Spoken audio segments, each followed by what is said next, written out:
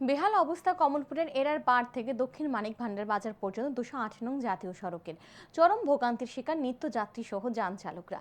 দীর্ঘদিন ধরে বেহাল অবস্থায় পড়ে থাকা 208 নং জাতীয় সড়কের এরার পাড় থেকে দক্ষিণ মানিক ভান্ডার বাজার পর্যন্ত অংশে মঙ্গলবার সকালে বড় গাড়ি চলাচলে বিপত্তি দেখা দেয়। রাস্তার বিভিন্ন স্থানে জমে থাকা কাদা মাটি ও বড় বড় গর্তে আটকে পড়ে দুটি মালবাহী গাড়ি।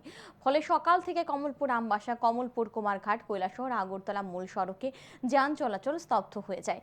রাস্তার দুপাশে দীর্ঘ যানজটের সৃষ্টি হয়। দুর্ভোগে পড়ে নিত্যযাত্রী থেকে যান চালক সকলে। আটকে পড়া এক গাড়ির চালক জানান, বেহাল অবস্থা রাস্তার, যার কারণে তাদের সমস্যায় পড়তে হচ্ছে। সকাল 8টা থেকে ওনার গাড়ি আটকে রয়েছে।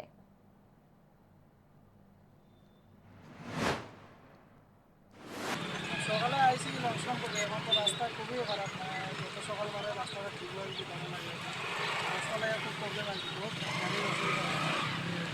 তোমরা কোন জায়গা থেকে আইছো? লঞ্চলাম এটা সকালে কোন সময় আটকাইছে গাড়িটা তোমার? 8টা, সকাল 8টা। এখন তো রাস্তা পুরো জাম হয়ে গেছে গা। পুরো সকাল থেকে এখন তো অল্প খুলছে, যাও আরেকটা গাড়ি পেছনে আসলে